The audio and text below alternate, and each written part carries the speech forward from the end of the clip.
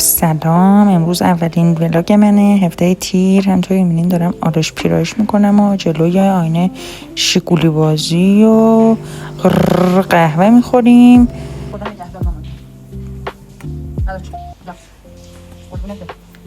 خدافزی میکنیم، سلانه میریم این چسب رو میبندیم، دوباره توی آینه شیکولی بازی. خواهر گلم هم کجا بود؟ حالا زلف برباد میدهیم. اینجا میرسیم دفتر، دوباره یه دور دیگه هم خودمون رو تو آینه میبینیم. سلانه بعدش ثابت میکنیم که ما اومدیم سر کار. بالا سل داشتم بیلبلک رو میتابونیم، تارگت میزنیم. من استاپ بخورم چون برادر باید نداره سل. من خیلی باید.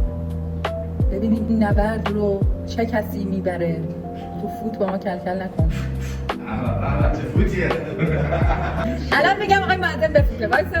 آقا یه فوت بخور بره بالا. ما بای داریم. کانال مهم کرده. بایو میگیریم. شپه شد. قهوه میخوریم. خوشمزه ترینه.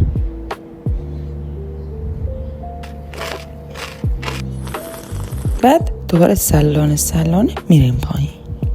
تصمیم عوض شد، دوباره میریم بالا. تیراندازی.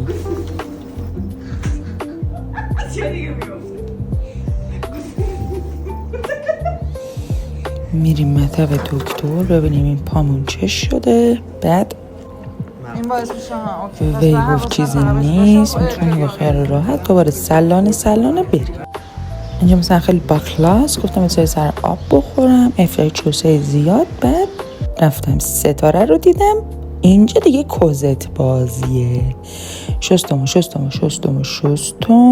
همین که اومدم در ماشین ظرفشویی باز کنم صدا جنگنده اومد. گفتم چه کاریه، بذار برم بخوابم. تا ولاگ‌های بعدی، بای.